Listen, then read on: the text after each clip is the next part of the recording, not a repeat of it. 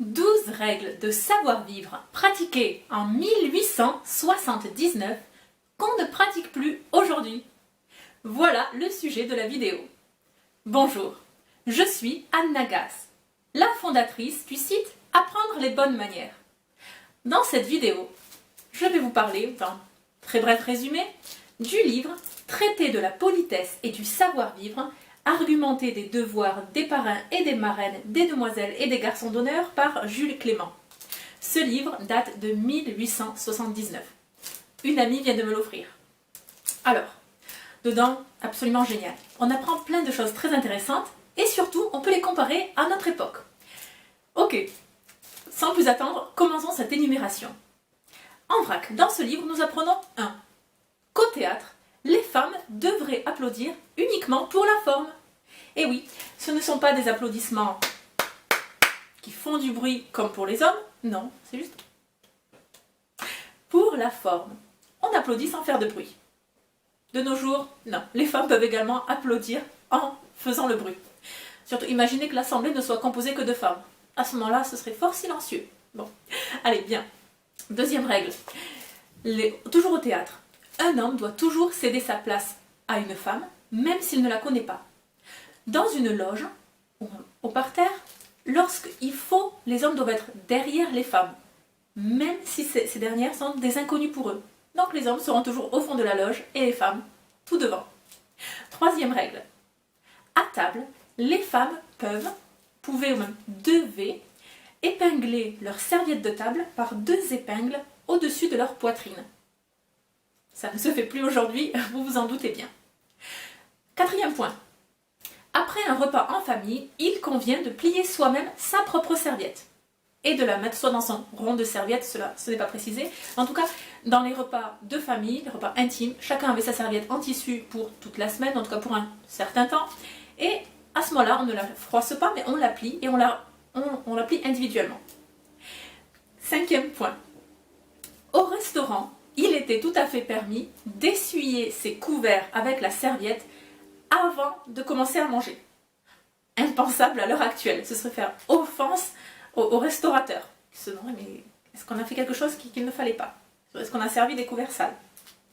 Sixième point. Lorsque vous invitez, en tout cas en 1879, lorsque vous invitez des connaissances à venir dîner chez vous, pour des connaissances de votre rang ou inférieurs socialement à vous, il convient d'envoyer une carte, de les inviter par écrit. Alors que si vous invitez quelqu'un qui vous est supérieur en rang, supérieur socialement, à ce moment-là, vous devez l'inviter de vive voix en lui rendant visite. Oui. Septième point. La façon de tenir un verre est codifiée. Donc un verre à pied. Vous devez le tenir avec les 3 doigts, donc, le pouce, l'index, le majeur, et vous le tendez à la personne qui sert les boissons. Sous-entendu au domestique qui sert les boissons. Et en fait, à partir du moment où vous avez un verre plein, enfin en tout cas pas plein, un verre rempli, vous devez boire quasiment d'une traite ce qui s'y trouve à l'intérieur. Donc de fait, vous demandez fréquemment à boire au cours d'un repas et il est précisé, il ne faut pas garder un verre plein devant soi parce qu'on risquerait ou il risquerait de se renverser par un geste maladroit de quelqu'un. C'est étonnant, on n'est plus du tout dans cette optique de nos jours. 8e point. Messieurs, mesdames, si vous êtes invités à un bal, je m'adresse davantage aux hommes, aux gentlemen. Messieurs, il convient en tout premier lieu d'inviter la maîtresse de maison. Si celle-ci danse, elle peut ne pas danser. Après elle, vous invitez ses filles, en parlant de priorité. Ensuite, les nièces. Ensuite, donc les parentes de la maîtresse de maison, ça peut être des cousines, enfin les cousines de ses filles, etc., la famille. 5e position, vous invitez les sœurs de vos amis à vous. 6e position, vous invitez les sœurs de vos collègues, de vos confrères de travail. Oui. Et ce n'est seulement qu'après que vous pouvez inviter l'élu de votre cœur. Alors, dans tout ça, c'est très codifié. Ceci étant dit, dans la pratique, écoutez, il y a un nombre limité de danses, un nombre limité d'hommes. Donc, rapidement, par ordre d'arrivée, les danses des maîtresses de maison, de ses filles, etc. vont être prises. Donc finalement, la jeune fille va vous refuser une danse, pas parce qu'elle ne veut pas danser avec vous, en tout cas, pas parce qu'elle ne voulait pas danser avec vous, mais simplement parce que son carnet de bal est déjà plein. Donc à ce moment-là, finalement tout ça se répartit de façon assez naturelle. Bien, enfin bon, la question se pose pas de nos jours, dans les années 2010-2020. 9e point, très intéressant. Lorsque vous étiez invité à un dîner, il fallait arriver avec 15 minutes d'avance. Non 15 minutes de retard comme on le fait aujourd'hui, non 15 minutes d'avance pour que toute la chorégraphie du dîner, de la réception, soit respectée. Et oui, si le passage à table était à 20h, c'était pas 20h15, c'était réellement, il fallait tout faire pour que, au niveau des domestiques, de la domesticité, de tout le repas, tout commence à 20h. Donc vous pouviez être invité pour 19h, et à ce moment-là, il fallait être là à 18h45, etc.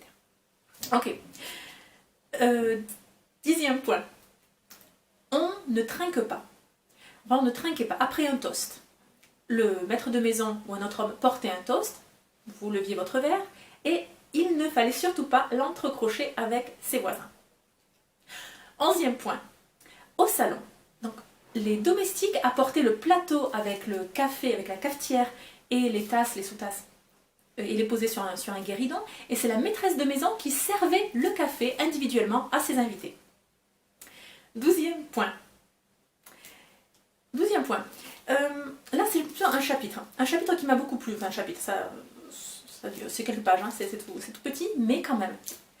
Il y a un chapitre entier sur les devoirs que nous devons avoir envers la patrie. C'est quelque chose dont il n'est plus question dans les manuels de savoir-vivre modernes. Le manuel le plus récent que je possède a une partie sur l'écologie. Donc l'écologie est rentrée dans, en tout cas selon les auteurs, dans les bonnes manières. C'est la moindre des politesses que de trier ses déchets, etc. Mais donc en 1879, on parlait de patrie.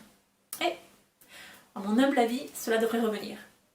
Bien, j'espère que cette vidéo vous a plu. Pour plus d'informations sur le protocole, le savoir-vivre, l'étiquette, rendez-vous sur le site Apprendre les bonnes manières. Vous y trouverez également le guide des mondanités, sous-titré « 7 leçons de savoir-vivre pour briller en société ». C'est gratuit et instantané. Je vous retrouve prochainement pour une nouvelle vidéo et d'ici là, n'oubliez pas, la bienséance fait la différence.